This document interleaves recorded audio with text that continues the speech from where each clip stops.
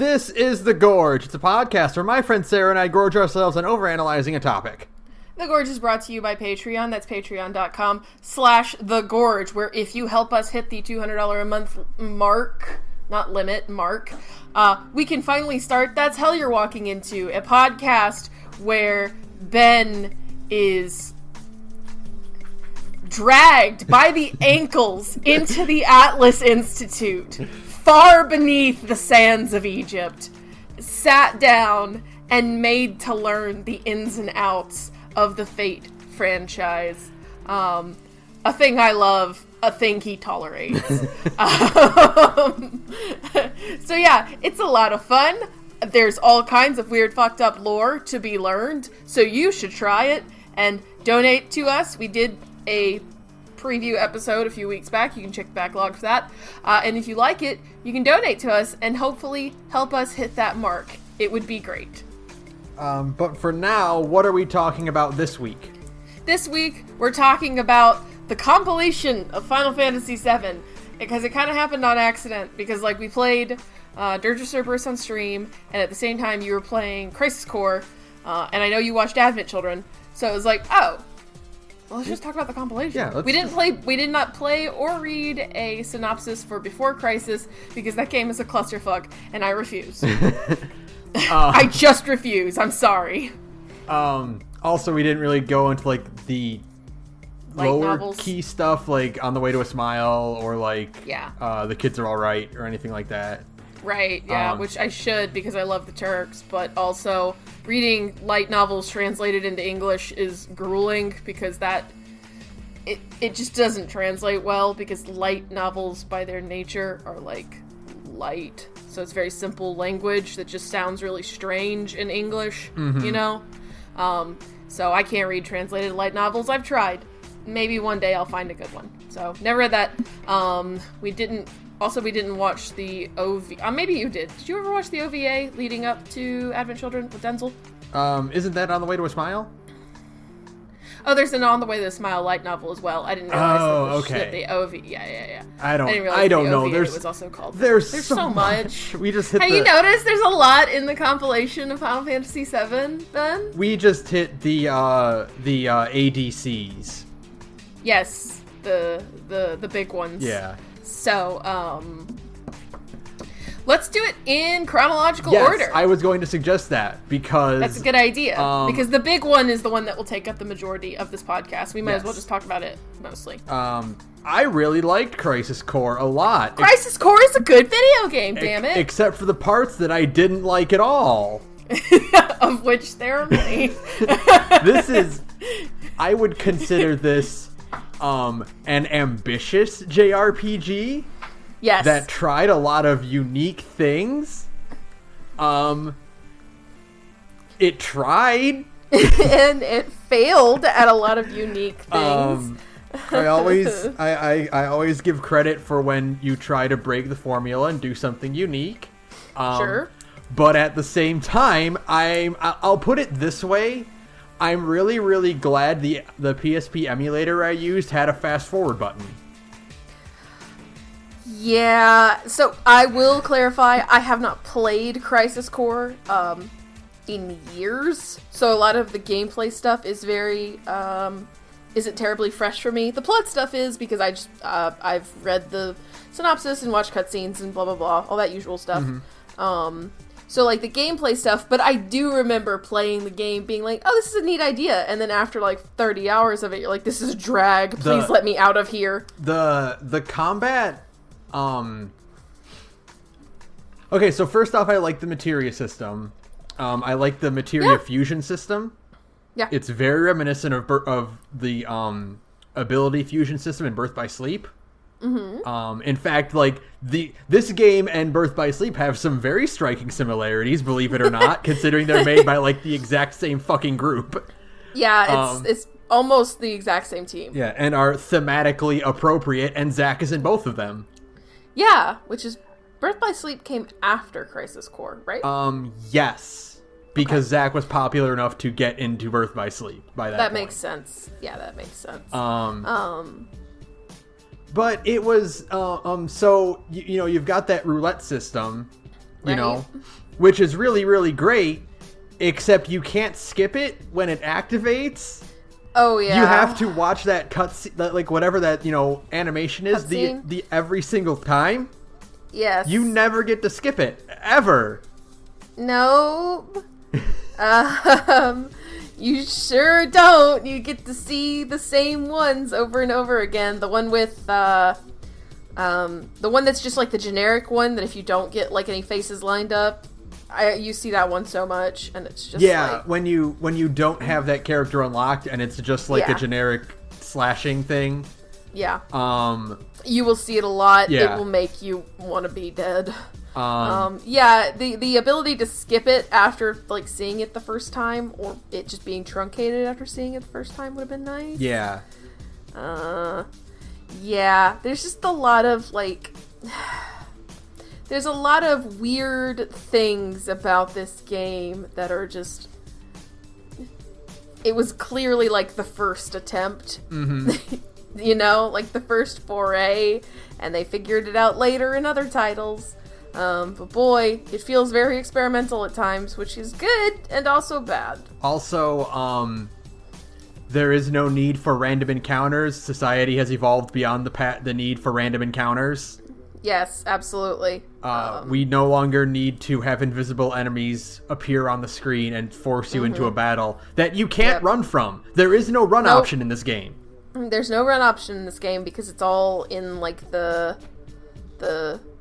like on the field. Yeah. You know? So it's incredible that they found a way to have random encounters in a game where you are ostensibly on a field. You know what I mean? Like it isn't like in like Final Fantasy VII, the random encounters took place on a different screen.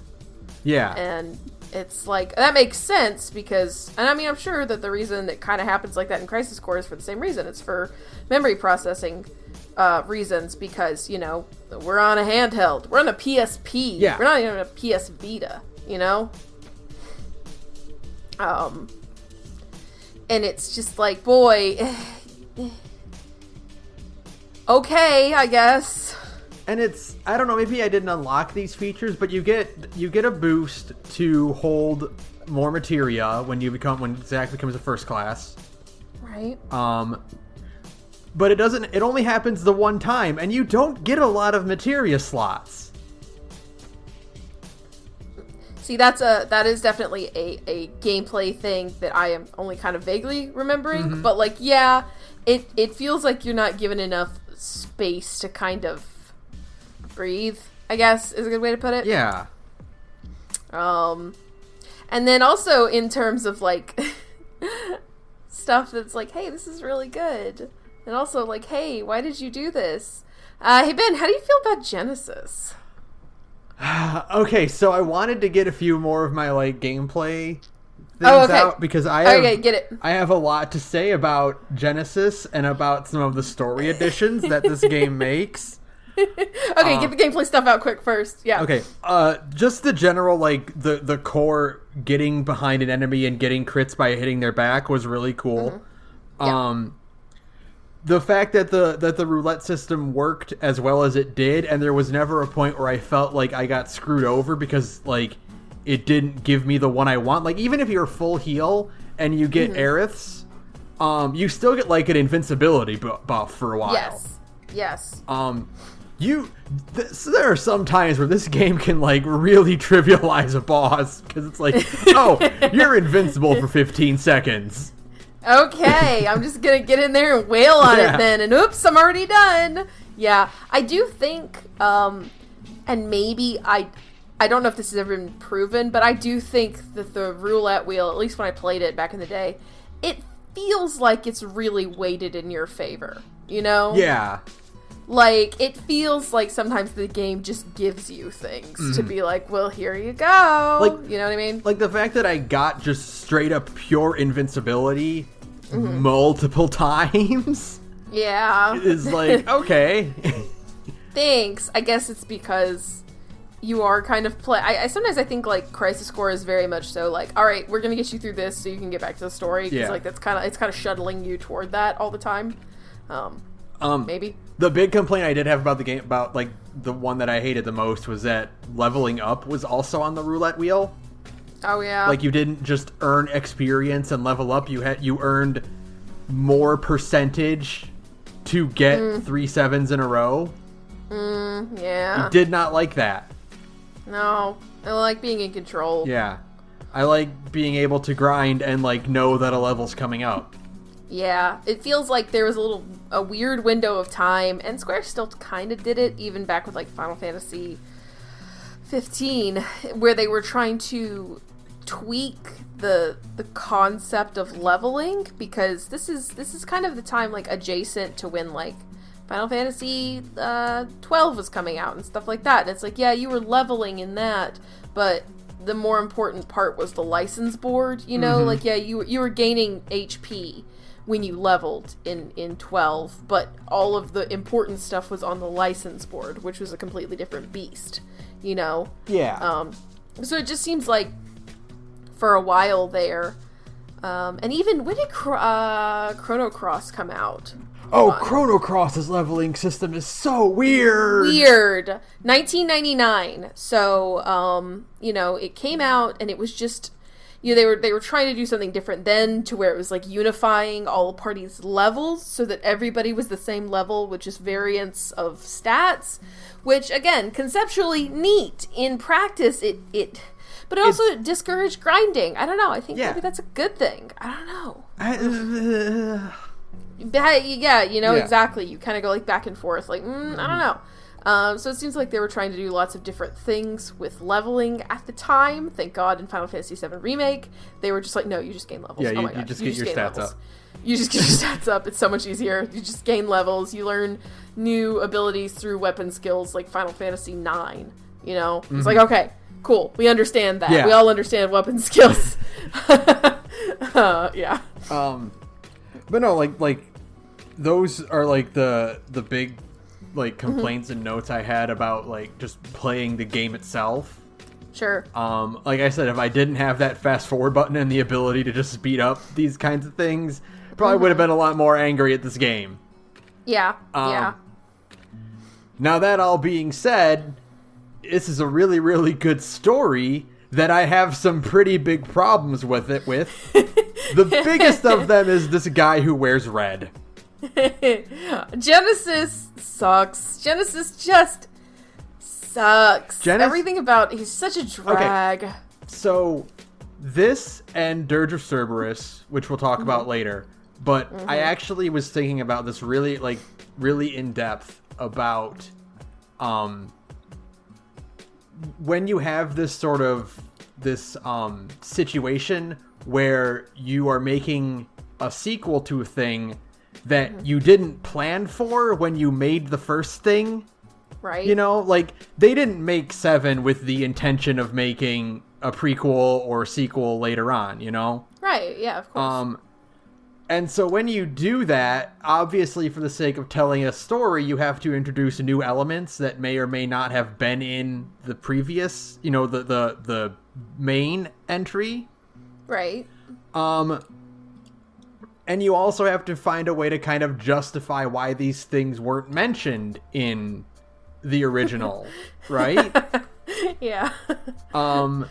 Which, if you don't do that, just makes them feel really superfluous and meaningless, and you don't care because, like, they don't tie into the greater story, right? Right. Genesis is that. He doesn't do anything. Yeah, he's really just a drag. He doesn't affect or recontextualize anything from the main game because he doesn't do anything to affect that. Like, he doesn't. Yeah. Like, Angeal is great, and I have things to say about Angeal as well that aren't just positive, but Genesis is a different thing. Yeah. Because he's not real. No, Genesis is... I think you said it on Twitter that Genesis just feels like somebody's OC. He feels like he feels like, this is my original character, Genesis. He's like Sephiroth, but his coat is red and he has a white wing. And his sword is a gun, too. Yeah, and it's red, and it's a broadsword. He was Sephiroth's best friend, but he's twice as strong as Sephiroth. Right. And he died, and nobody ever talks about him. Yeah. Oh my god. Like, no. That's what Gact said. Yeah. And listen, it's totally fine if you want to make your OC and you want to make your OC. It's my character is 10 times stronger than Goku, and he was trained by Frieza and Majin Buu. Yeah, of course. Like, that's fine. No one cares. We don't care. The difference is that Gact is a celebrity who has millions of dollars. Don't you have anything better to do than ruin this video game? Like, knock this video game down by like a solid 2 points just on your own, which is tremendous. The thing is, Gact could have made his own video game. He's got the money. Make your own stupid Gact game. You don't have to. Why do you have to put your grubby little hands all over Final Fantasy VII? Yeah. Like, I mean it too. I'm dead serious. If this game didn't have Gact, if the story was just about, like, and I was talking to you about this last night, if the story was just about, like, a rebellion at Soldier, and some bad stuff happened, and Zack was involved, and when it was all resolved, they had to go to Nibelheim, and, you know, it ended like that, right? You know, and like here, I'm gonna paraphrase the Plinkett reviews. Okay. Here, and that's: the characters of Angeal and Genesis should have been combined into one character. Yes, named absolutely. Angeal. And it should have just been Angeal. Angeal should have just... It's super easy because you've got... You have... It's so easy because you would literally have, like, parallel characters between Zack and Cloud. You have Angeal and Sephiroth. Yeah. Right? Mm-hmm. So there's parallels going on. You have Angeal. He's like a cool guy, but he's doing a thing that is like ostensibly a good thing from the outside, but is obviously disrupting like the world that Zack lives in, right? Mm-hmm. And it's like, oh, well, he's got his reasons, and he's like a cool, honorable guy. And, you know, it causes a big old kerfuffle in Shinra and changes everybody's perspective. And when he dies, it's like very traumatic, like what actually happens in the game, which is one of the best scenes in the video game. By far the best scene in the video game, or one of them, is the one in the church with Zack and Aerith. And like, it's like, oh, cool, you have like a pretty compact little story of just like the stuff that happened in the past, and it never really got brought up because all of the involved parties are either insane or dead. Yeah. You know? And it's not big enough to really like get into the history books or anything, right? Yeah, it would have been a very personal encounter with the betrayal of Angeal. The mentor character. Yeah, and the mentor character has his own motives and his own reasoning, but he has this genuine connection with Zack, who is the avatar, the player character, the representation. You get that sense of betrayal. You get that sense of trust being shattered, and the legacy that Angeal passes on to Zack, that he inherits, and then passes on to Cloud. Yeah, you have this good parallel to Cloud idolizing the hero Sephiroth versus Zack idolizing the hero Angeal. Yep. And how they are tied to each other. But instead it's Gact. Instead we have Gact showing. And the thing about Gact / Genesis, we're just gonna call him Gact probably. I keep when we were streaming Dirge of Cerberus, I just kept calling him Gact. The thing is that ostensibly, so Gact and Angeal are Sephiroth's two friends, right? Yeah. And it's like, oh, you get it with Angeal. Like, he's a likable dude. He's kind of like got like a gruff asshole nature, but he's like really affectionate to the people he cares about. And, you know, he has that really good line where he says, like, you're a little more important than my sword. Yeah, that's such a good line. It's such a good line. And it's like, okay, you get why this guy would like be someone's friend. Mm-hmm.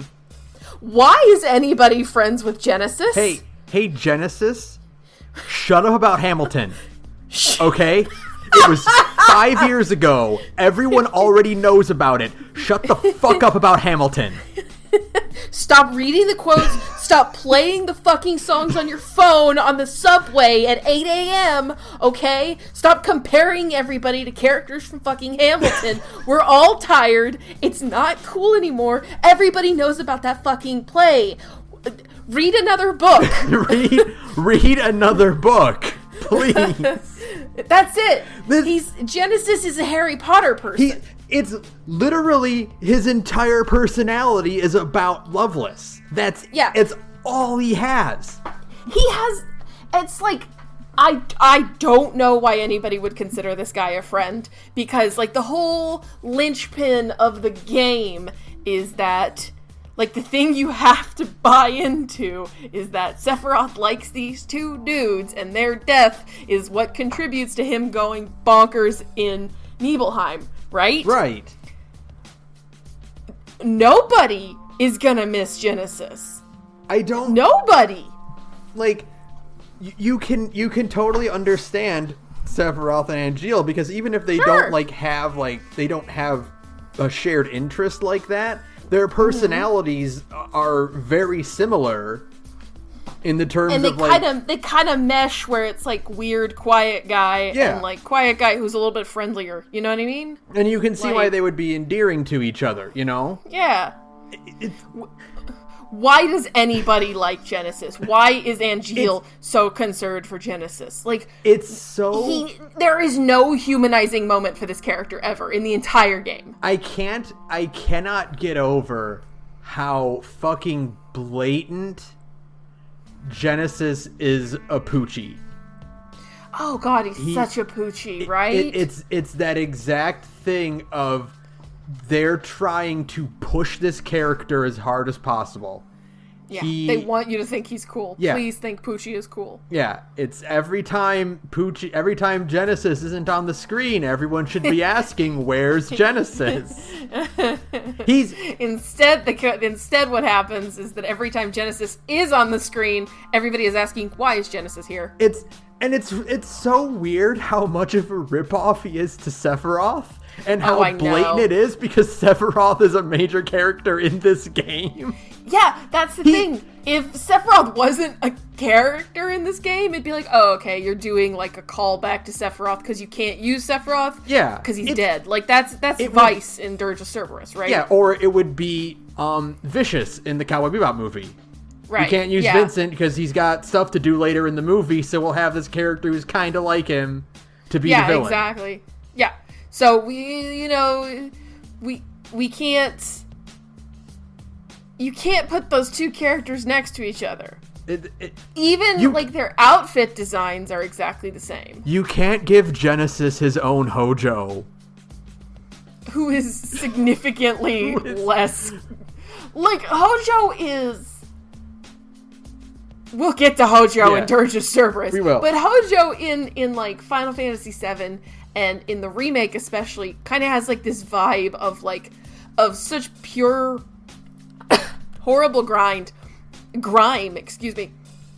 that like, it kind of loops back around to him having at least some kind of aura of being threatening, if that makes sense. Because it's like, he really does, like, from the word go, he knows things that you don't and is never going to tell you. And so he has leverage over you. He's so evil and he's so unscrupulous that, like, he can do whatever he wants. He is a stone cold monster. He has no fear of consequence or morality. And that makes him dangerous because he's in a position of authority. Right. And so you even though he is like a grimy nerd in a lab coat, you still kind of end up fearing him to some degree because of that, because he's unpredictable, you know? Hollander is none of those things. Hollander is just a guy in a graphic tee who desperately needs his face punted in. Who spends roughly 60% of this game running from Zack. Yep. Okay. Have you ever gotten to, like, the end of, like, Sonic 2 or Sonic 3, and there's the bit where Eggman suddenly gains the ability to outrun Sonic? Yeah. Like, that was all that was going through my head, like, the whole time. It was like, how many fucking times is Hollander going to just barely get away from Zack? Like, why are we stuck with these? Even the whole notion of, like, Genesis' mom is really harshly cribbed from Lucrezia. Yeah. Lucrezia? How do they even Lucrezia, it? Who cares? yeah. Lucrezia. And it's just like, you didn't even try. You put them in the same video game together. and all anybody is going to do is look between them and go, no, I want the real Sephiroth. He's actually interesting.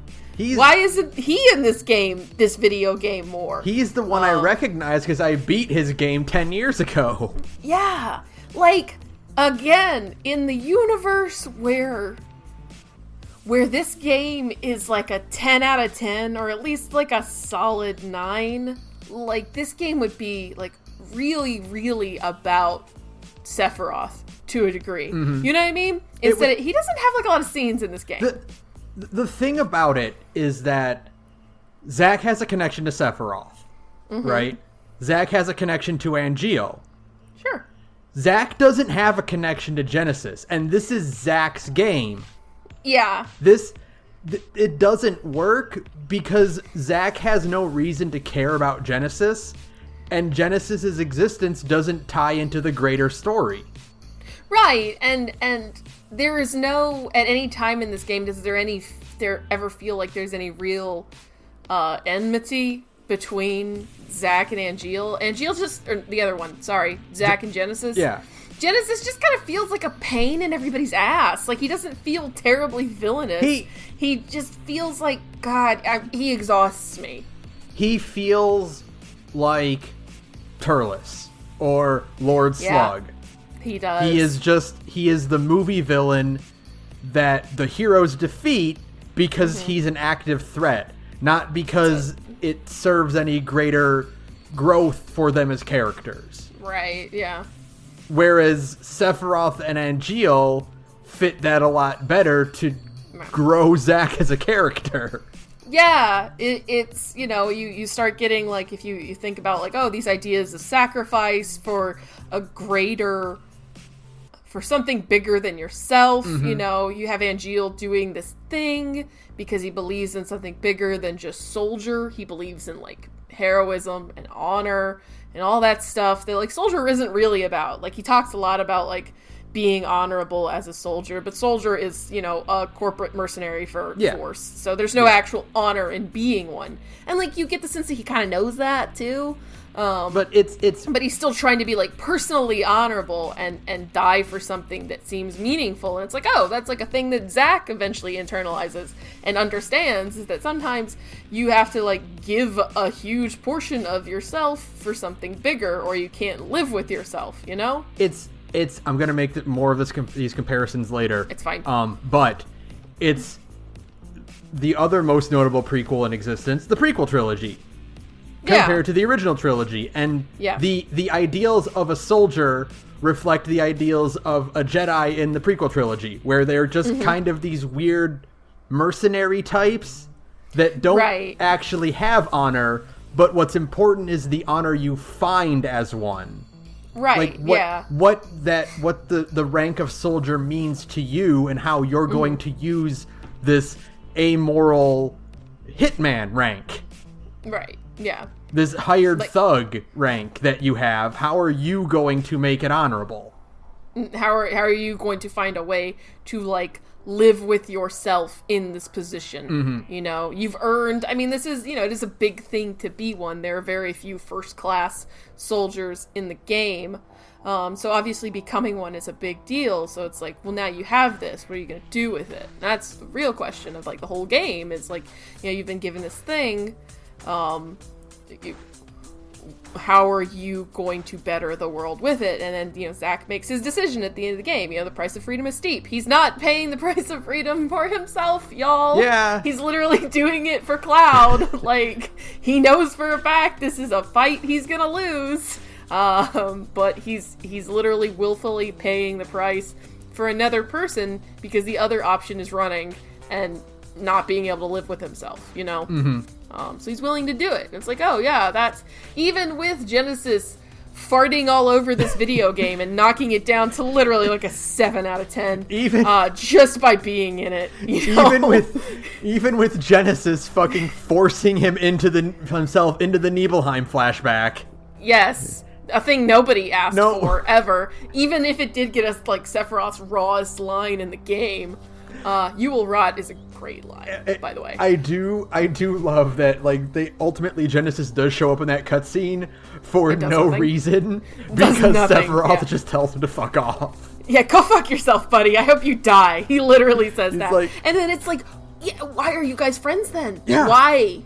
What is the purpose? There is no purpose. Genesis has been irredeemably unlikable the whole time. It was just like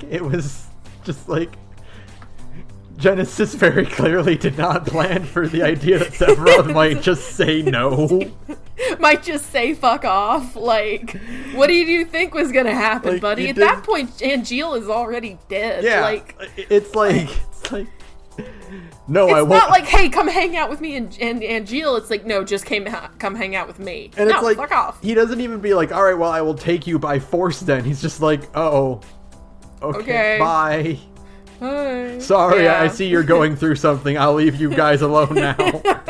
And see, that's the other thing that, like, doesn't make this work and why Genesis feels so weird is that obviously Zack doesn't have time to tell Cloud about Angeal, right? Like, sure. And Angeal doesn't have a greater tie to the world that would necessarily make Cloud aware of him.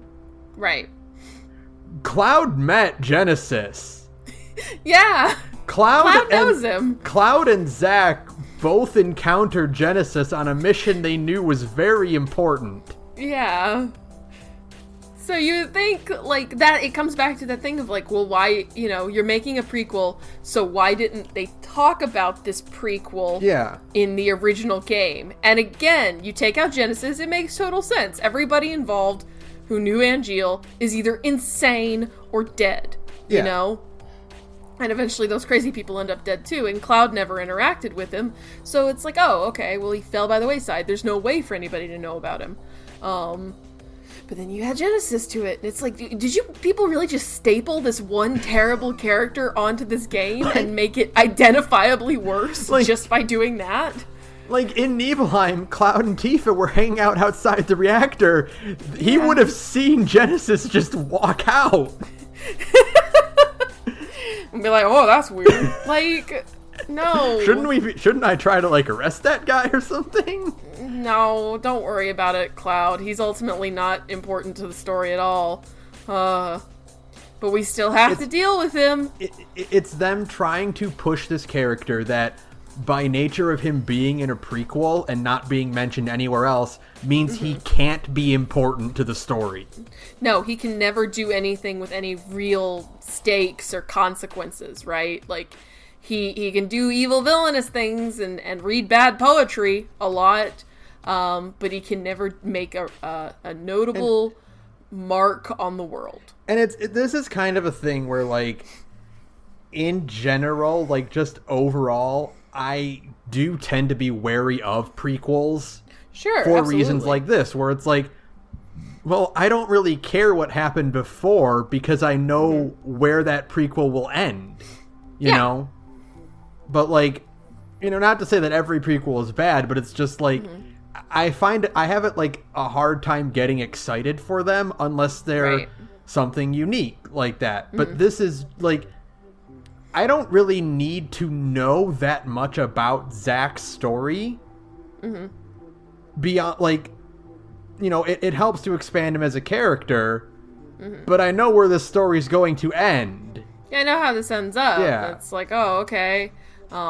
It's just like, the notable prequel that pops into my head that, like, it's like Fate Zero, and Fate Zero is like, you also kind of technically don't need to know that story because, like, in Fate Stay Night, the visual novel, it is mentioned, like, some of the stuff that is brought up gets mentioned, and it's like, you don't need to know that story, but, like, the story that got told in Fate Zero is pretty fucking compelling. Like, it stands on its own, and it's like, this could have been that. You were so close. You got so close. And that's because Fate Zero, it delves into the greater scope of the world and enhances and, the psyche of all the characters involved. Yeah, and it enhances certain parts in retrospect of Fate Stay Night. Right. You know? Same with something like Birth by Sleep, which recontextualizes and provides history that flat out says this will be important later. Right, yeah.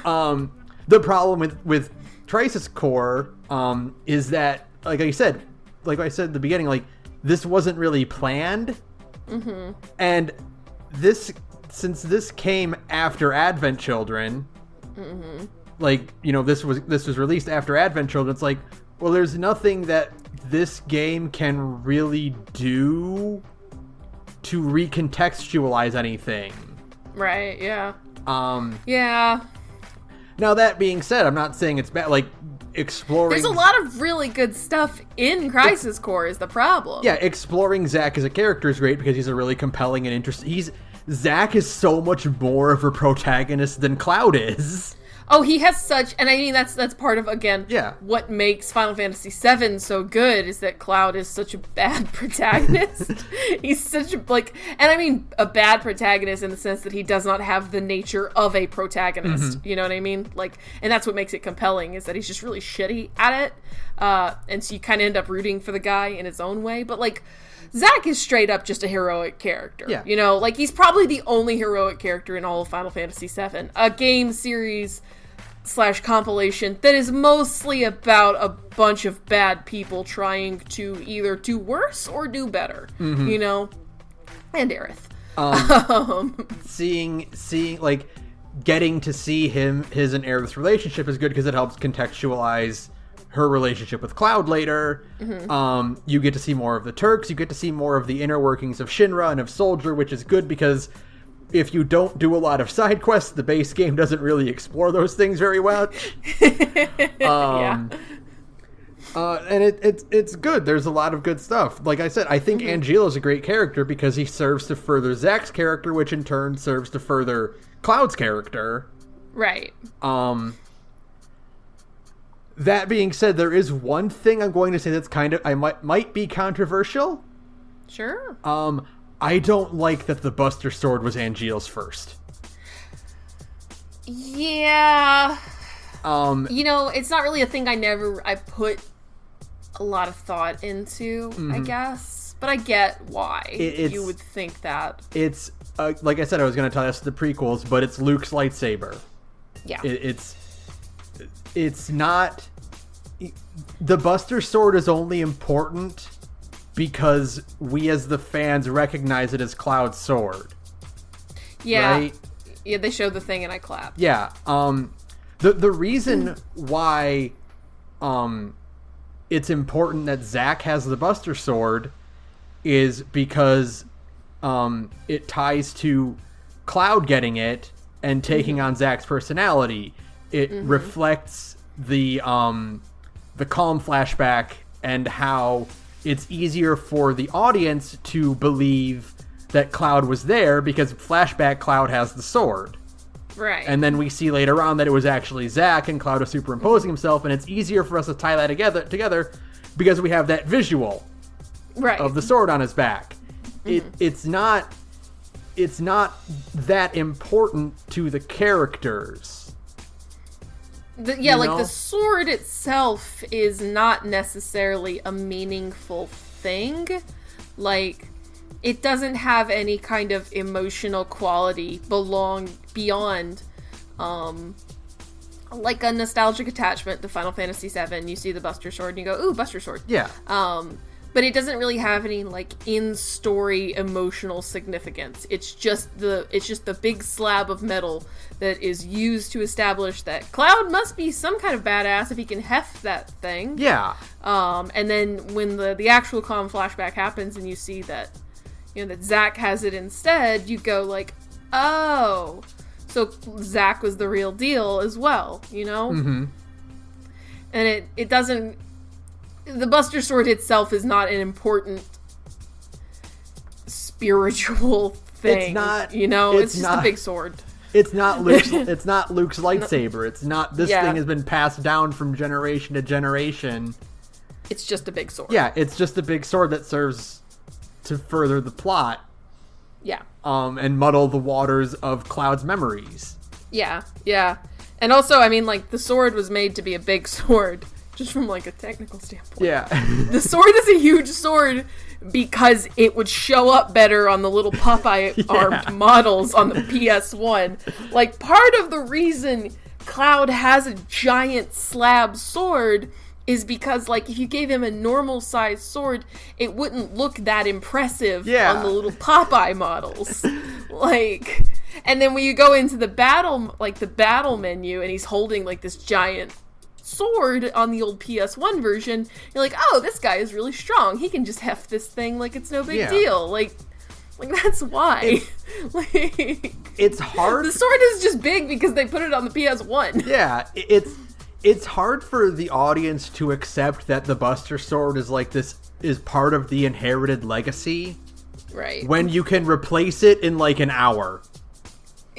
Yeah, you literally can replace it after the bombing run. Yeah. I think you can get a new sword for Cloud, like, in the Sector 11 slums.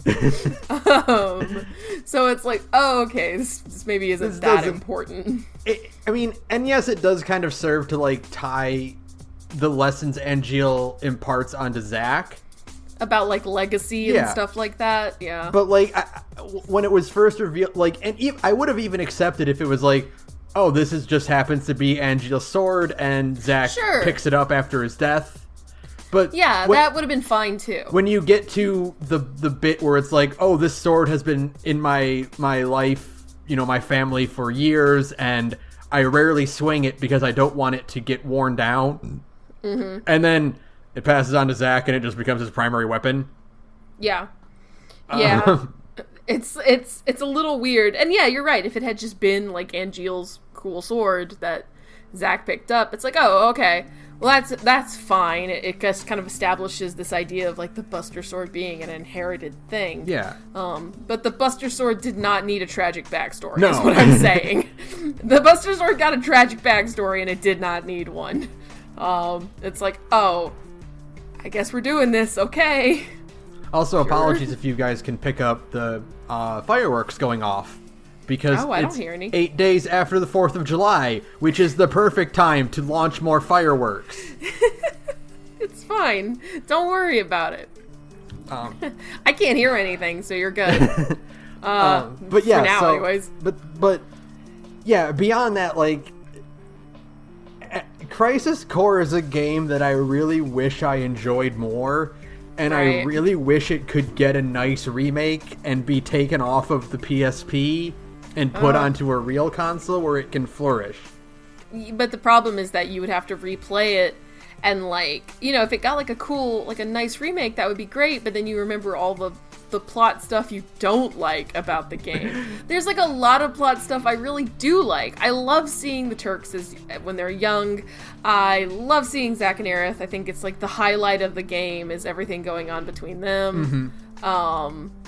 Again, the scene in the church after Angeal has died is like really good. It's so good. He's just crying like a baby, and he's just rocking back, and it's the animation system that Square Enix used for a fucking PSP game is so good. And it looks great for something so simple. I didn't even mention how fucking good this game looks. The game looks amazing as long as they're using the good face models. Yeah. Sometimes they don't, and you're like, I shouldn't be seeing this on my big, on my big monitor emulated that way. Don't do that. But I mean, otherwise, no, this game looks fucking great. You just wish it could render a couple more enemies on screen at any one time. Yeah. Yeah, so I have the parts of the game that were good I really liked. The parts that were bad were really bad. It's just a game of contrasts. It is. Again, if you took Genesis out and streamlined the story, this game would have been a 9 out of 10. Mm-hmm. You know? Yeah. Even with its gameplay hiccups, this game would have just been knocked it out of the park. Would have been great. You get like a cool backstory about just like a little sliver of time that doesn't necessarily have to be like historically important, because It's not really about that. It's just about like these character interactions and stuff like that. But instead, you had to shit all over it with Gact, and I hate Gact. Also, it has probably one of the most, like, the ending sequence alone is what raises it a full point. Oh god, the end of Crisis Core is the reason people like Crisis Core so much. I'll stand for sure. by that. It's the same thing with Automata. You play Automata so you can get to the ending. Yeah, to where it all kind of comes back together and feels meaningful. Like, Automata on its own is a really good video game, but ending E brings it all back around and unifies it into such a intelligent package, and Crisis Core does that to the same degree. Because Crisis Core does the thing that is the best thing a game can do, which is tie a long-standing gameplay mechanic into the plot in a really significant way to showcase the desperation and the futileness of the whole somebody's thing. Emotional state. As your connections to the people you care about fade away as you die. Like, as you realize you are increasingly more fucked, and there is no getting out of this, there is no surviving this, but you're still just like struggling to make a little bit more progress. Throwing yourself against the wall and realizing that no one will help you this time. Yeah, like there's no help coming. There is no getting saved.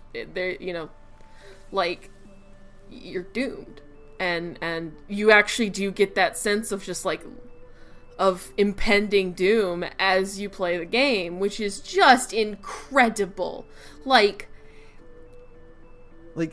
is one of the most like intensely emotionally affecting things I've ever seen in a video game. For a video game that is a solid 7 out of 10, it is just incredibly heartbreaking. It's very unlike Square Enix to do this kind of thing in a Final Fantasy game too. Yeah. And that's what makes it so much more effective in that regard. It's so bleak. And just and I mean, part of it is also the fact that they sold Zack as a character so well. Like, we didn't really talk about that too extensively, but like they sell like Zack as his own person who is lovable and heroic and kind of dumb, but in like an endearing way. You know, you can do like a dumb protagonist and sometimes it can grate on people's nerves because it's like, can you please just get a little bit smarter, you know? But he's like a dumb puppy dog, but like in a lovable way. And it's like, man, they just sell you on this guy. And so it feels even worse when he dies, you know? It's tragic, man. It's so, like, you really feel that like level of genuine tragedy is when something bad happens that didn't need to happen. Right. You get these cutscenes beforehand where the Turks are looking for Zack to provide backup to get him to safety. And you know they won't make it.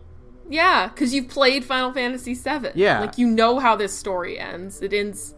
It only ends in tragedy, and you have this whole sense of, like, there are, like, people out there who care about him deeply, and want to see him survive and do well, and it's just they can't get there in time. They can't act fast enough and fix this, and so it can only end one way, and it's like, that sucks.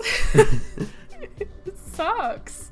I cried like a baby the first time I got to that bit. Like, cried like a baby. So, you know, it's good. I guess that's ultimately what it boils down to, is that Crisis Core is still a good video game, and you should play it, probably. Even with all the bad stuff in it. Yeah. You know? Also, and it ends with that PS3 tech demo. The version, which is extremely cursed looking at it now in 2020. But at the time, it felt like something big.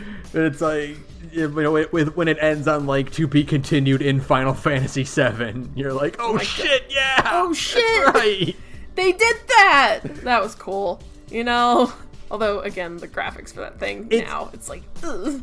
Put on a small screen.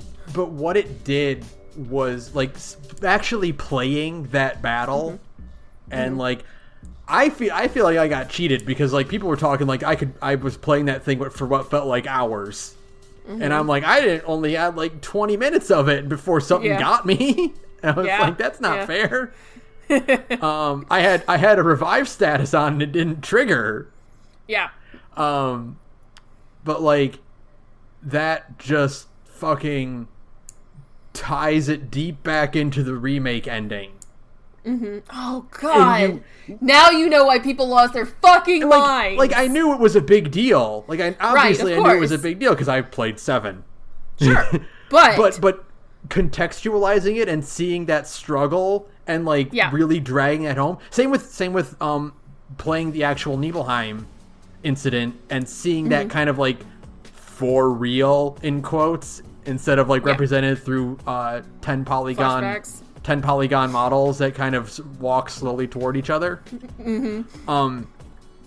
Fucking wait, was that all of them? Just became a punch to the jaw. What? I mean, you rewatch it after finishing Crisis Core, and you're just like, oh my god, they really... I mean, like, that is such a change. I mean, like, Zack surviving it all is a fucking change, but just the whole idea of, like, wait, is that all of them? Yeah. Is such a line. Knowing, like, everything that led to that incident... and knowing like how important it actually like all was in reality.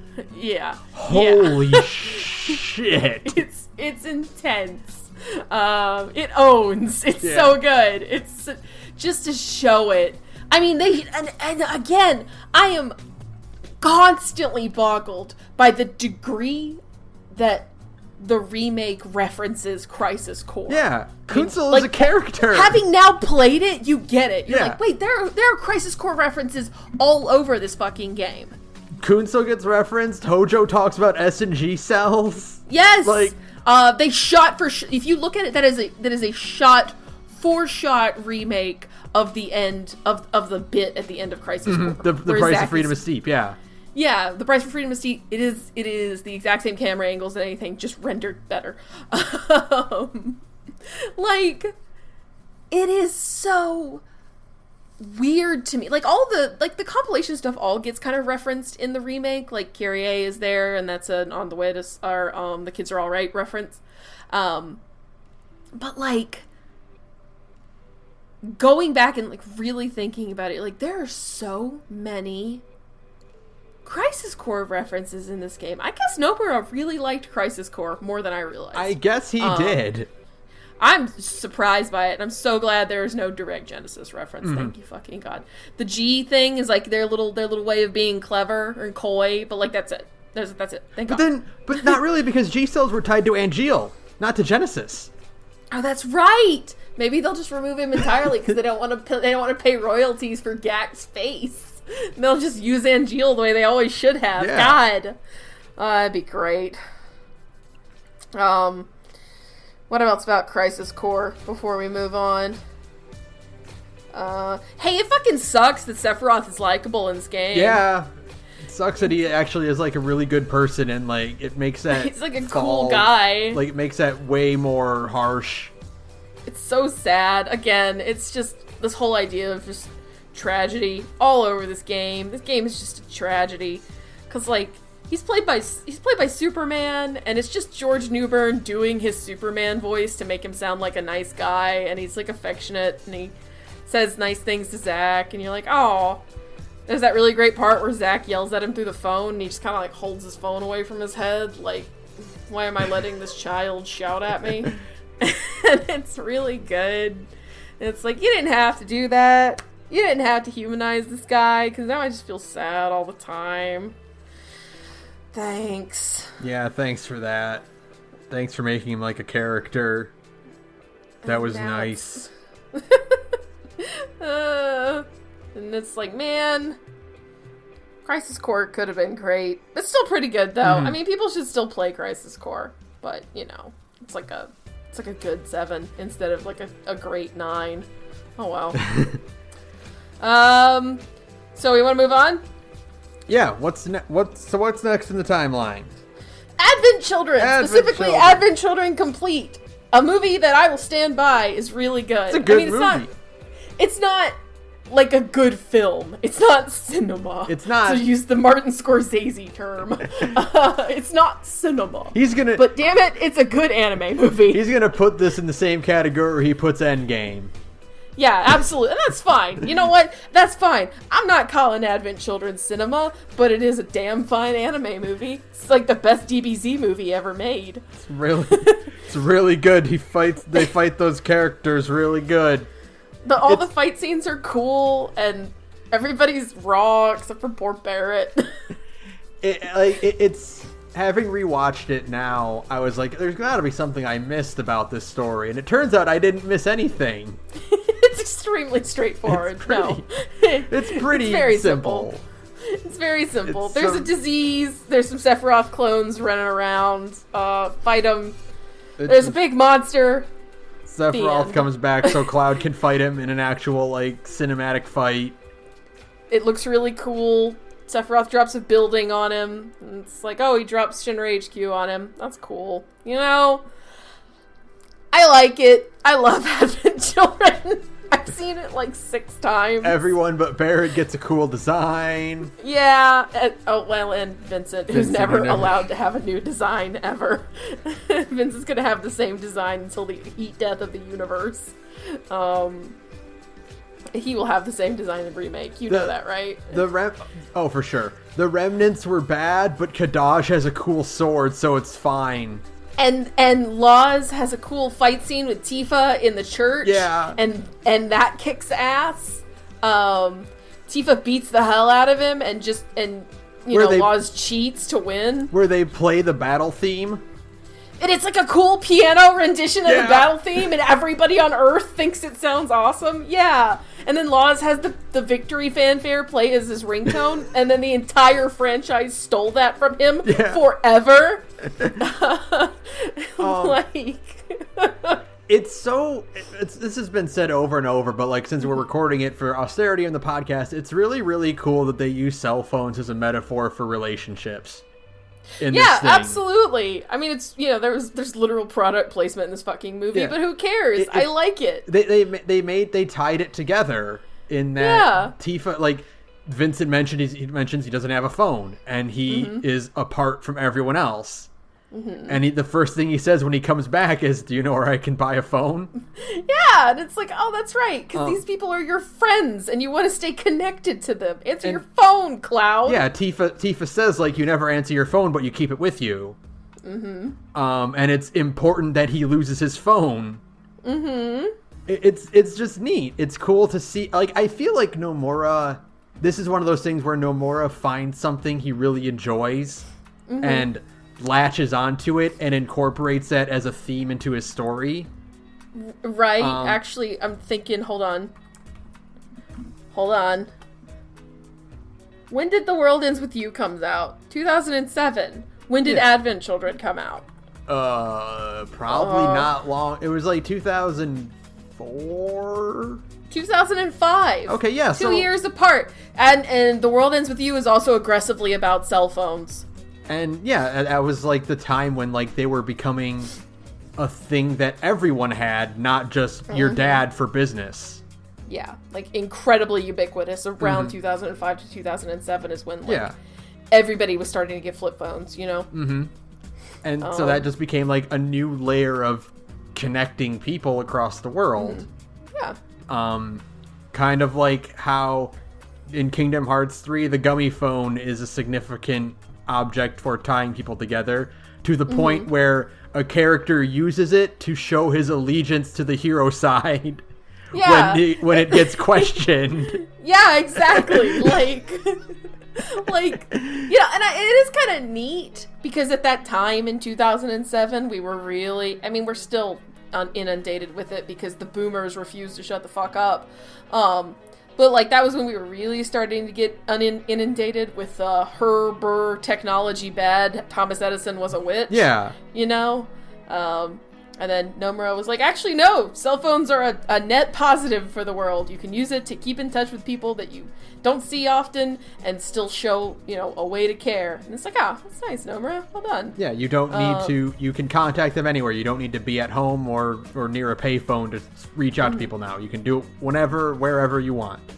Yeah, you can just talk to your friends and let them know that you're thinking of them. And it's like, that's great. And Cloud hangs onto his phone because he still wants to be, connected to people, even if he feels, bad about himself. And if I ever hear anybody complain about why is Cloud sad in Advent Children, I am legally allowed to slap you in the mouth. It's because he's dying. I don't know if you know this, but geostigma is 100% fatal. Yeah. Everybody who gets it dies. That's the thing. You get it, you die. There's no, Denzel is an 8-year-old kid who is dying. Rufus Shinra is going to die. That's the thing. And it's I wonder why Cloud is sad. I wonder why he's ostracizing himself from his friends. Probably because he feels bad about dying. He is dying. It's not just that he's still sad about Aerith, although he's still sad about Aerith. It's literally, I am going to die and leave my friends behind after one of our friends has already died and left us behind, and we're all still pretty fucking upset about it, considering every one of them is wearing a pink ribbon. Yeah. It's even Vincent has a fucking pink ribbon, okay? It's she's still on their minds all of the time. I do think it's incredible that the reason the pink ribbon even exists is because they looked at the script after they had written it and realized at no point does anyone in the movie say Aerith's name. But it's and honestly though, it's so much better this way.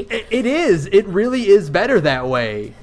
Because it's so much more, subtle to be, instead of be I really miss Aerith, and, isn't it so sad that Aerith died? It's no, it's been 2 years, everybody's they've pretty moved on, Yeah. You lose somebody that you love, and you never really ever get over it, but you do learn to function and not think about them all the time. But it's no, we still miss her. Yeah. And we still, loved her. And her death was such a significant thing, not only to the group, but also to, the world overall, that, you want some way to memorialize her. Right. And so that worked out really well for them, as writers, to be we can put this symbol in.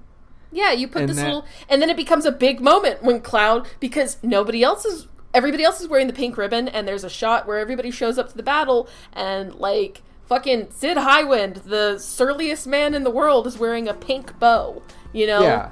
And it's but Cloud isn't wearing one. And then he tears off his sleeve at the end of the fight, and it's yes, he is. Fuck, of course he is. He loves Aerith. Yeah.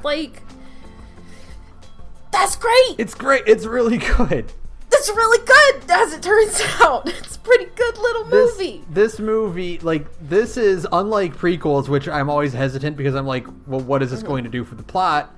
Right. Sequels, I'm usually a bit more lenient about, or it's just sure. Well, their story's over, so you can have a big dumb fight with a monster now, or Sometimes you just want to see these characters again, just doing okay. It's the same reason I don't ever really have a problem with Super existing, because it's some characters are out of character. Who cares? Dragon Ball is over. Yeah, this isn't you can real. Still just watch Dragon Ball Z. This doesn't count. Advent Children doesn't count, even if it's not a highlight or a high point of the compilation. Doesn't matter because it doesn't count. It's not part. You don't have to think about it if you don't want to. It's fine. 7 ended. This isn't real. You can't take anything away from Final Fantasy VII by having Advent Children exist. Yeah. You know what I mean? None of the meaningful shit in FF7 is diminished by the existence of Advent Children, whereas Crisis Core, it's why is Genesis in the reactor in Nibelheim? You know what I mean? Right. But that doesn't happen in Advent Children, and it's all pretty self-contained. It's just you literally, especially because fucking Final Fantasy VII ends on a did everybody just die kind of cliffhanger. You just want canon confirmation that everybody's doing okay. Yeah. Like, show me all my favorite characters alive. You never see the Turks after Midgar. So it's like, are they dead? No, they're fine. You also get a nice bonus because Rufus shows up alive too, and it was like, oh wait, did he die? Oh, I guess not. Never mind. He's fine, and he's cool. He's extremely cool in this movie, you know? He does a cool thing where he throws himself off of a building. And throws incredible shade at Kadaj on the way down. It kicks ass. A good son would have known is like, another raw line. It's like, oh, Rufus, you know all about being a good son, don't you? Yeah, you fucking jackass. That's the best part of that line, is that it's like, yeah, I'm sure you know exactly what a good son would do. Okay, buddy. Also, fucking Cloud has the absolute greatest burn on Rufus of all time.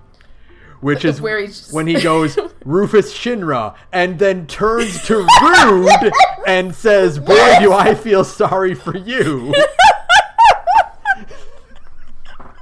It's so good. And then Rufus... the whole scene in the lodge is so good. Rufus tries so hard to, like, calmly explain the situation, and Cloud's like, I'm leaving. I'm out. The whole bit where he locks Reno out of the room as like an afterthought is really funny. he pushes the door shut. Reno tries to get back in. He closes the door again. There's just one half beat, and then he locks it. The comedic timing on like a lock flip is so funny to me. It's so good. Reno going, Rude, you look cool, through the door is also extremely good.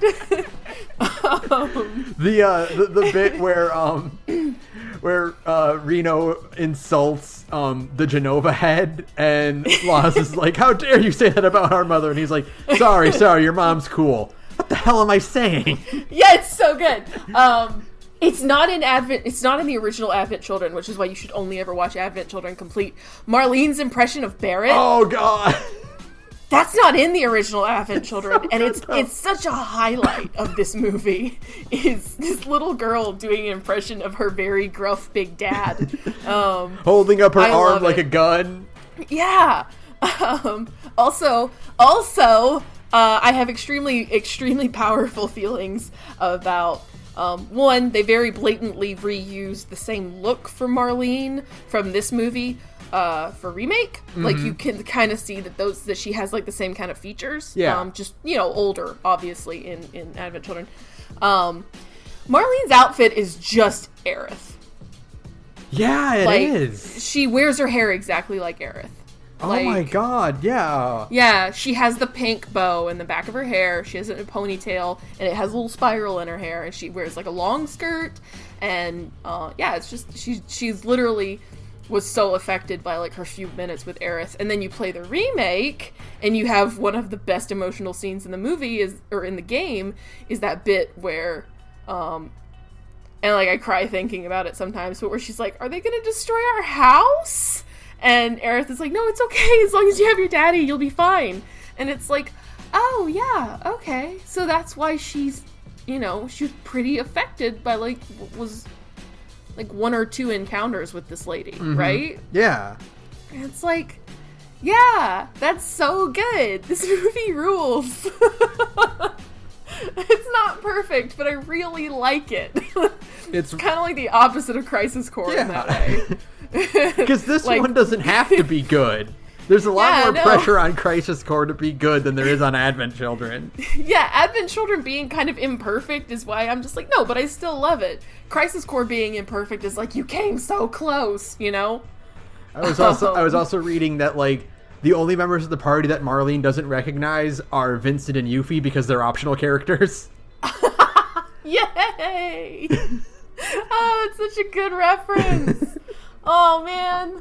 And, like, everybody but Barrett gets a cool future redesign. I'm sorry, Barrett, your design is really bad. Your big, puffy, early 2000s vest is not good. Your mesh shirt and your cornrows, they're not good, buddy. I'm sorry. I will say, like, after watching this and after playing the remake, mm-hmm. I am kind of leaning a little bit more on the remake Barrett voice than I am on the original, on Bo Billingsley, yeah. I'd have to rewatch Advent Children again. Oh no, put a gun to my head. Make me rewatch Advent Children, why don't you? Maybe. Of course I have a nostalgia for, the fact that it's Spike and Jet. Yeah.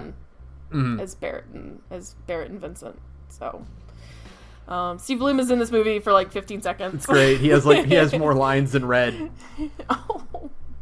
I remember hearing that the voice actor for Red 13 in Advent Children was like a huge fan of FF7 and was like and this is the dub voice actor. Yeah. Was incredibly excited to play Red 13 because he was a massive fan. And he gets 2 lines. He gets 2 lines and he doesn't get to be in the fight because they don't want to render his hair. Yeah. That's it. That's why. They're like, no, this will melt our 2005 computers. We can't show too much Red 13. We can only have it's like the copyright for Who Framed Roger Rabbit, where you can't, like, the Disney and Warner Brothers characters have to be like the same amount of film time. Mm-hmm. Yeah, we only have 15 seconds of Red 13 footage we can use. You gotta make it count.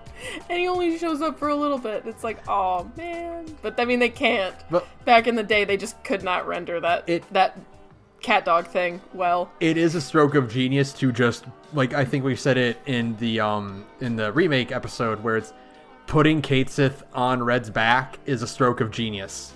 Oh, massively improves Kate Sith. Just do that for the remake. I'm begging you. I genuinely think that's a good way to do it, because that way you can have, it'll be a lot easier to have Red do things like use items or use magic or stuff. Oh, that is true. You could just have Kate Sith be like the magic and the items character for Red 13. If he needs thumbs to do it, that's what Kate Sith's for.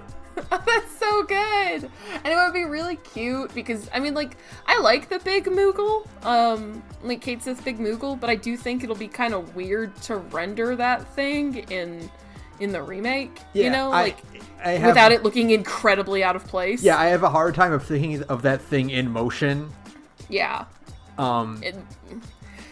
Without it just looking really odd. Mm-hmm. So, but you could just have Kate be there and have like a cute little cat character that somebody carts around when they're traveling. It'd be cute. Yeah. It is incredible how much Dirge of Cerberus has warmed my opinion of Kate Sith. A character who I did not like, but after Dirge of Cerberus, I was like, no, I think I actually love this little cat character. I'll be honest, if I play Classic 7 again, I'm probably still not going to put him in my party, but that's because I don't like his gimmick. No, that's because he's luck-based. Yeah, no, nobody likes luck-based characters, sorry. But yeah, like Advent Children as a whole is not a great work of art. None of the compilation besides the remake is actually good, now that I think about it. None of the compilation is very good. That's kind of why... Now, as the years have gone on, the compilation has kind of warmed in people's memory. Like, back... you weren't really, like, kind of in it at the time. We barely even knew each other back when the compilation was really popping off. We didn't know each other. But, like, back in the thick of it, when it was all happening... people were not fond of the compilation, and they stayed that way for an extremely long time. People were just really negative on all of it, and they were all kind of like, well, Crisis Core is okay, but like just okay. And people hated Advent Children. All of it was just bad. Dirge of Cerberus is bad, justifiably so. Yeah. But then, like the years have gone on, I think people have kind of warmed to the compilation's existence, maybe because we realized like it was our way to get more Final Fantasy VII content, even if, like, it wasn't great. It was still like, oh, we still like these characters, and we still want to see more of them. And the compilation was kind of your only way to do that. So, I don't know. I used to not be, like, a huge fan of it either, and now I definitely have a fonder opinion of it. I think, like, as far as you and I go, it's just that we became a lot more tolerant of bad things. Of bad things that still make us go, ooh, look at the thing. It's cool. We're very tolerant of if it makes us go Kino. I was like, oh boy, these characters, like, the remnants all suck. But then I saw that Kadaj's sword has 2 blades, like, next to each other. And I was like, oh, that's cool, though. I changed my mind. I'm actually really sore about the fact that we have a really we have a really dope fight, like a one-on-one fight with Tifa versus Laws. And we have the fight with Cloud versus Kadaj to a degree, and we have a couple of fights with Kadaj. But Yazoo never really gets like a good fight. There's the one fight in the Crystal Forest, but that's on the motorcycle, and it's not the same. I really wanted just like a good one-on-one fight with somebody versus Yazoo. I mean, Yazoo's the gun guy, so it would be Vincent. Yeah, have Vincent fight Yazoo. Like, especially because Vincent shows up to save the day, in the Crystal Forest. And he does cool, like, fucking incorporeal form shit. Yeah, why? I mean, I know why we don't have it in Dirge of Cerberus. It's because Dirge of Cerberus is a bad video game. Yeah.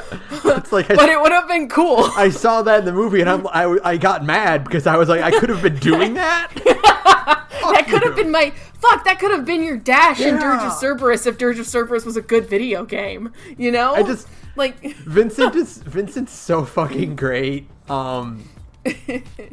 because, like, there's the bit where, Marlene, like, runs to him, and he just kind of hides her in his cape for a little bit. Because Cloud is being like a surly asshole, and he just kind of lets Marlene hang out back there, and it's cute. He does he basically does like the Batman thing. Yeah, it's great. It's great. Or when Cloud asks for his phone and he has to flourish his cape to show he doesn't own one. He doesn't have I love Marlene's indignant. You don't have a phone? I love that. Marlene is so good in this movie. Like, it owns that they gave Marlene, like, a character. And she's a kid character who doesn't suck. Like, yeah. Perfect. Denzel is fine. The fact that, like, again, Denzel is only a surly asshole because he's dying. Yeah, exactly. He's a like, 8-year-old kid who is draw a line under it, dying. It's very tragic. There is no cure, people. But the fact that Marlene is still like a really, really endearing child character in both this and the remake and the base game is a testament to how you can actually write child characters and have them be good. Make them act like actual children. That's what it boils down to, is make them act like, and not like bratty children, just like nice kids, like sweet children, like the way that most children actually are. Like, kids are fine. I don't have any children, but like my brother has kids, and I love my nieces and nephews, and it's like, oh yeah, kids are fine. If a child character acts like an actual, child who has tempers and all of those kind of normal childish actions, then it's like, yeah, that's fine. Nobody likes a smart-ass child character, because they just exhaust you, because no child ever acts like that. And if a child ever actually spoke to me like that, I'd be like, go away, you're like a baby. Nobody talks like that. So, it's also why Elise in Tales of Exillia is a good child character, because she actually acts like an insecure little kid, but that's another story. Yep. Anything else about Advent Children? The Omni Slash at the end is raw. It's cool. Sephiroth is raw. Cloud's sword is like a really, really cool thing that I wish showed up more. I hope it shows up as like a secret weapon in the second part or like the third part of the remake. You can get it as like that replaces the ultimate weapon. Because like it is such a cool concept to just have a sword that is in 8 pieces that you kind of put together. It allows him to do, like, dual wielding, because he can just take one of the swords out. And every individual piece of the sword is, on its own, a cool-looking sword. Yeah. Which is absolutely vital. Like, if you break that sword down and look at all the different, like, composite parts, it's like, oh, all of these on their own would make neat weapons. The whole fight between Cloud and Sephiroth is just... Yeah. It's really cool. Owns. It's cool. It's just cool. It cuts down a building. They do that whole fighting through like through like a collapsing building thing, and Sephiroth does that neat, like, basically it's a sword rain from Tails games where he like stabs him really fast. It's like, I will say that Advent Children and the remake do an incredible job of making the Masamune look usable. Yeah, that's an important thing. It's because in the original game, like, that is such a long sword that it's like, it's totally impractical, and it's just there for for intimidation factor. Yeah. And especially because Sephiroth has approximately one animation where he actually wields his long sword in the entire video game. And it's like, trying to actually make that thing look usable seems really hard.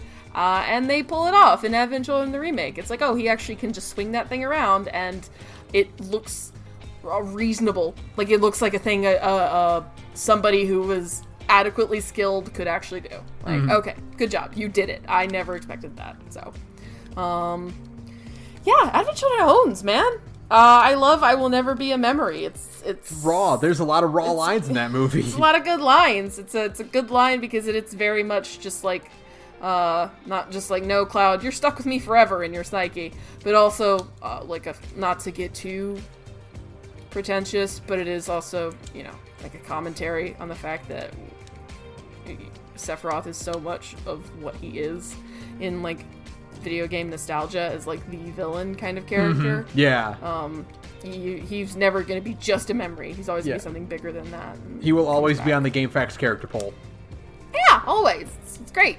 I love stuff like that. I think it's very smart. This movie, I wouldn't call this movie intelligent by any means, but it does a couple really clever things, and I like it. So, but don't watch the original Advent Children. Watch Advent Children complete. It's got more fights. It has more character moments. It's like an extra 20 minutes. Yeah, it's not that much. It's significant. It's not that much extra footage, but it's enough to, like, really, really. There's that bit at the beginning of the movie where it shows the guy, like, dying horribly of geostigma, and it's like, oh, this is a really shitty disease to have, and nobody should ever get it, or that's what's going to happen to you. Maybe that's why Cloud and all these characters are having such a time. Anyways, that's not in the original movie. Really? That seems like such an important thing, too. Nope, it's not in the original movie. There's a lot of stuff like that are just, like, little small things. I don't think the whole scene where Cloud... Or they extended the scene where Cloud meets... The flashback where Cloud meets Denzel. That's extended, I think. There's a bunch of stuff. You go look at the comparison and you're like, oh my god, how did they even put this movie out without any of this stuff? You know? Yeah, highly recommend. Yeah. Do a movie night. Watch a cool anime fight movie. It's fine. So there's one more part of the compilation that exists. I don't like Dirge of Cerberus. Okay, the podcast is over. No. We have to talk about it a little bit. I We did 3 streams of it. So we won't talk for it long. I can't get over how absolutely little I care about everything that happens in Dirge of Cerberus. It actually is incredible. There is not a single redeeming moment in that game. That's not true. We have Kate Sith and his cute accent. Okay, so there's that, but, like, there's significant character growth that still happens in Advent Children. Like, there's still stuff that happens and, like, the world moves forward in Advent Children. Right. That didn't happen in Dirge. Nothing like that in Dirge of Cerberus. The problem with Dirge of Cerberus is that Dirge of Cerberus just feels like a complete rehash of Advent Children. It's just now Vincent is the main character. Yeah, it's Vincent's sad and he's sulking off on his own and he's not answering his phone, just like Cloud isn't answering his in Advent Children. And, you know, Vincent's going through some stuff, but he doesn't want to talk to anybody, but he still values his friends. It's like, yeah, this is just the plot of Advent Children. They have the moment where everyone helps Vincent succeed, just like everyone helped Cloud succeed in Advent Children. Yeah, except the 6-man fastball special is significantly better than whatever happened in Dirge of Cerberus. It has a bunch of villains that are ostensibly connected to Vincent, but, like, only in a way that they push and not really in a way that we feel. Kind of like how the Remnants keep calling Cloud brother and he's like, I don't care. But unlike an Advent Children where that's kind of like the thing, is that, like, you know, Cloud doesn't care. He wants to be done with this, you know? Like, it kind of feels like the past keeps rearing up to bite Cloud in the ass and he can't get away from all this stuff, you know? And it kind of feels like That's the point, is that Cloud doesn't care because he just doesn't want to be involved in that stuff anymore. In this, Vincent doesn't even have any kind of, like, character interaction with the Remnants in, like, a meaningful way. We talked a lot about on the stream in that Vincent has no agency in any of the cutscenes. Oh, he has no lines. He doesn't. It is incredible how little he speaks, and you got Steve Blum to do this guy's voice. He doesn't talk. He doesn't react. He doesn't try to stop them from talking. He just lets them monologue at him. And then he points his gun like he just couldn't think of a better thing to do, which I guess is probably what it is. He's like, I'm not like a one-liner character. I still don't know if they were trying to paint Lucrezia as a tragic figure or a horrible person. I think they're trying to paint her as tragic, but she just comes across as a horrible fucking person. An absolutely terrible human being. Just insufferable in her, like, I think they're supposed to, like, trying to play her as, like, being indecisive, but instead it just kind of seems like she comes across as she does bad things just on a whim. Like, whenever she just kind of gets like a fancy to do a bad thing, she does it, you know? Yeah. She sticks chaos in Vincent just because he's dying and she thinks it might work. Then she had, like, you know, experiments on her own baby just cause like, why not? I guess she feels bad, so she's gonna do this other bad thing. You ever seen the clip from BoJack Horseman where he's like, you don't get to do bad things and then feel bad for it and then that makes it okay. Yeah, that's it, exactly. That's exactly it. Yeah. Not ever try to do anything to really make up for it. You just do bad things and act sad, and maybe that fixes things, I guess. It's like there's so little, and there's really nothing truly good about Dirge of Cerberus. I know I said Kate Sith, but none of the new characters are compelling. Like, they don't have good designs. Like, say what you will about the Remnants. The Remnants look cool. Sure. Like, they're wearing their Organization 13 outfits. Yeah. Like we said, like, they all have cool looking weapons. They all have really sharp, sleek designs. They actually have cool fight scenes, yeah. So that even if they're not terribly interesting, they still do interesting things. None of the villains in Dirge of Cerberus look even remotely cool. No. They look, like I said in the stream, they look so much like they belong in a different RPG genre. Mm-hmm. Like they look like they fucking belong in, like, Xenogears. Or not Xenogears. What was the one with Cosmos? Xenosaga, yeah. They look like they belong in that. Yeah, they do. They just look like they belong in just a B tier budget JRPG. Yeah. You know? Like, not that your weird weeb friend insists is a 10 out of 10, but you're never gonna play it. You would see it in Blockbuster, like, next to Final Fantasy.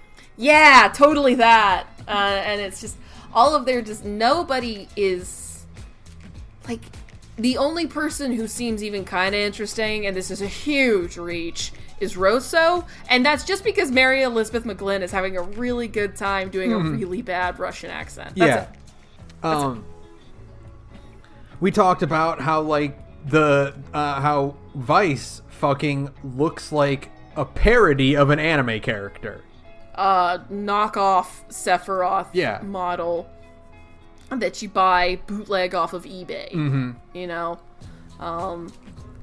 And, like, just, like, there is even, like, an interesting boss fight.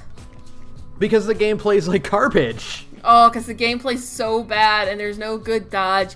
And then we got to the end of the game and you got the good dodge. And we were like, hold on, this kind of feels okay to play. We could have had this the whole game and you just decided not to. Yeah. It's hard for me to care about a game when the protagonist doesn't seem to care about the game either. Vincent really doesn't care either. That's the thing. It reminded me when I was playing Crisis Core, we talked about how Genesis has no connection to Zach, and that's why he doesn't feel good at all. Because there's no like bond between them. It's the same thing, but with everyone and Vincent. Yeah, absolutely. There's no like, and it's kind of like if you had even done the extra work of like somehow showing that Vincent does care about like the plight of Shulk and Shalua, but is trying to like, I don't know, keep up the whole Stone Cold facade for whatever reason because he doesn't want to get attached or something like that. You know, like even like the most minor of gimmies in terms of character development, then that would have been something. That would have been a character trait of some kind. It would have been a thing for him to develop out of. Like, you know? Like, I'm surprised there wasn't even, like, a hint of, like, a budding romance between Vincent and Shalua. Shalua, yeah, not Shulk.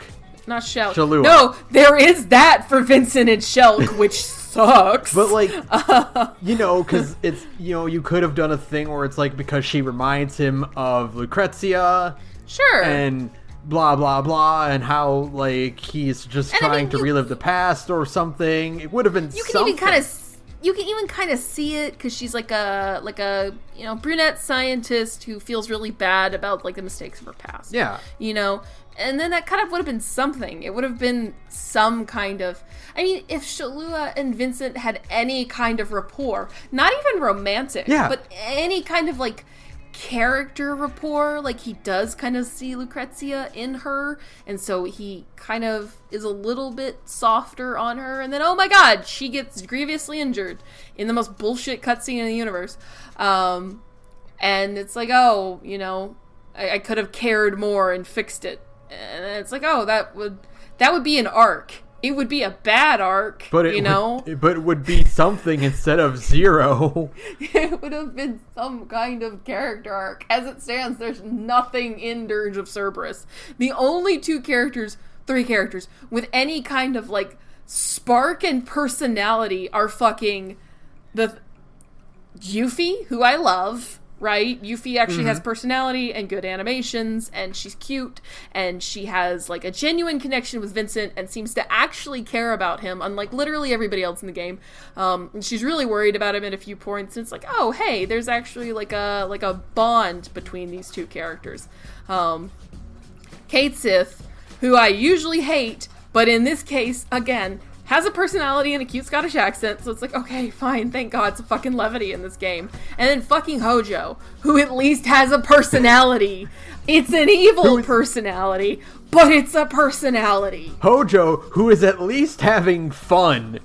He's having a good time being an evil internet ghost for some godforsaken reason. Which is the dumbest plot twist that has probably ever been put in a video game, but it's fine. And see, this is the thing where it's like, Advent Children's villains are tied to Sephiroth. And even though, like, their whole concept was never mentioned, like, you can understand, like, how they came about from Sephiroth. You see them crawl out of the northern crater and turn into people, and it's like, oh, and they're called the Remnants for suck's sake. It's like, oh, okay, these are literally the last vestiges of Sephiroth. Yeah, and so, like, their existence makes sense, and it tracks, and it ties back to Genova as well. Sure. And Shinra's hubris, and blah, blah, blah. Yeah. Deep Ground comes out of nowhere, just like Genesis. And it was never mentioned before, and there's no thread to follow up on that justifies their existence. Yeah. They're just this new group of villains that we're just supposed to accept were always there, but they were underground the whole time, so you didn't see them.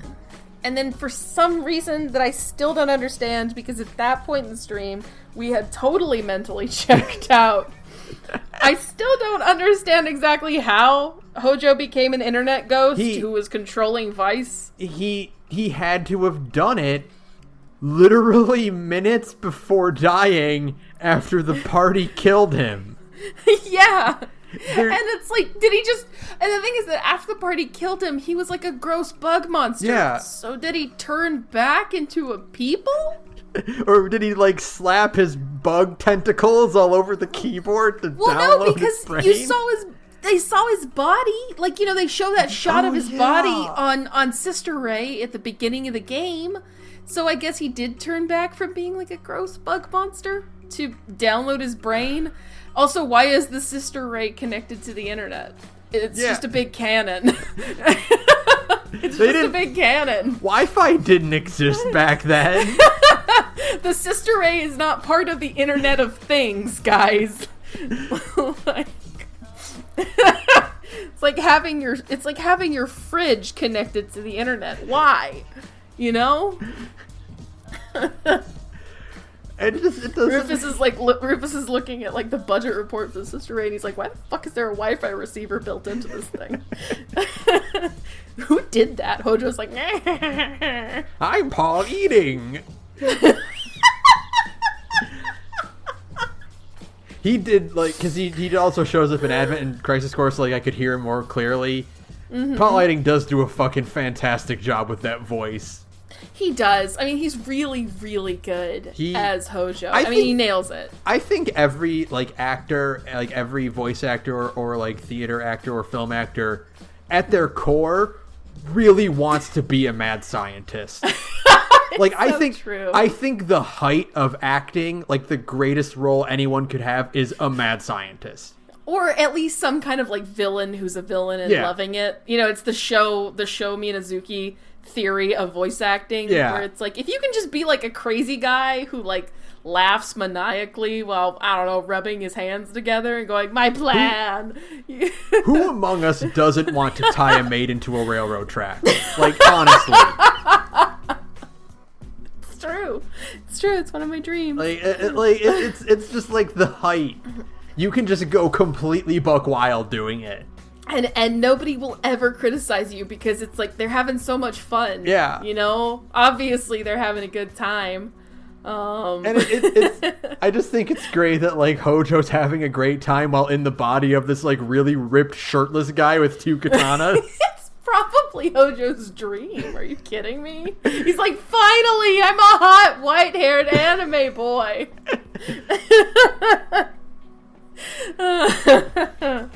Oh my god. It is funny though, because replaying the compilation, or watching you play the compilation, I guess I should say, it's I do miss Steve Burton as Cloud though. Mm-hmm. Yeah. Well, there was always Kingdom Hearts, so he's gonna keep showing up in that. That is true. Oh my god. But yeah,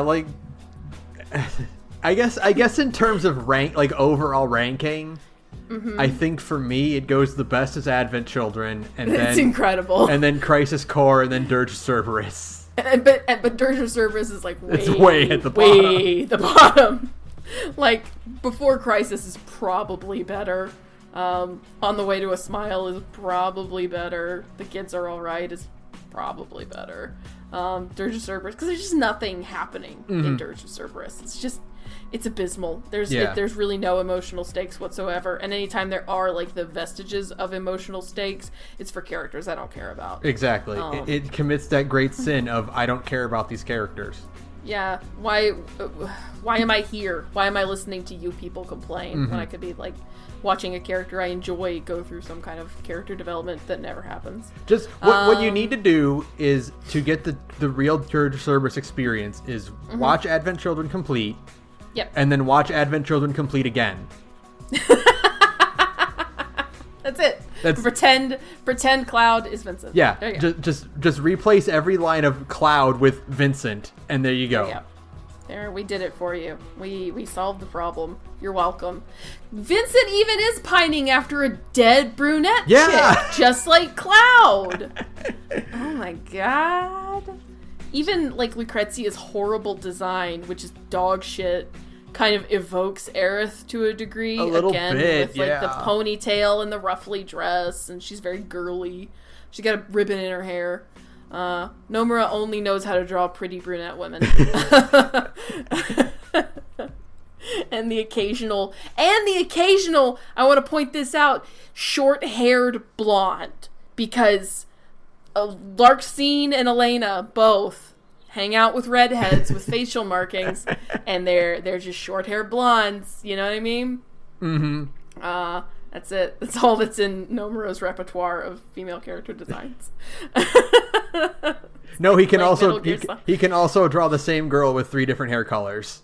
But that's on purpose. That one doesn't count. That was intentional. That's intentional. Yeah. That doesn't count. But yeah, no. Boy, the compilation sure was a clusterfuck. It had its highlights. It had its low points. For the most part, I still like it. I don't know. In all, I was mostly interested in like going through this to see how it's going to affect the remake going forward. Right. Absolutely. After seeing like how many things are actually connected to the compilation as a whole, not just base 7. Mm-hmm. Like, yeah, I really hope they keep referencing it. Just don't show Genesis, for fuck's sake. Keep Genesis out of there. God help me, please, no. Yeah, no. Any final thoughts? Let me see. I don't think so. No, Did we hit the highlights? That's about it, yeah. Hey, it does extremely suck that Vincent's never gonna get a new outfit, but fucking Shulk, a character I can't stand, actually did get a new outfit at the end of the game. Yeah. Like, can somebody please give Vincent a new pair of pants? Yuffie got 2 redesigns. Vincent one of them extremely bad, but yeah. Okay, so there was also the bit where in Advent Children where when Vincent's like doing his cool thing in the forest, where his cape lifts up, and you can see that he's wearing a one-piece jumpsuit. Is it a one-piece? It's one piece, and I was like, because like you don't see like the front bits that break it up. It was a jacket and pants. No, it's all one. No, it's a onesie.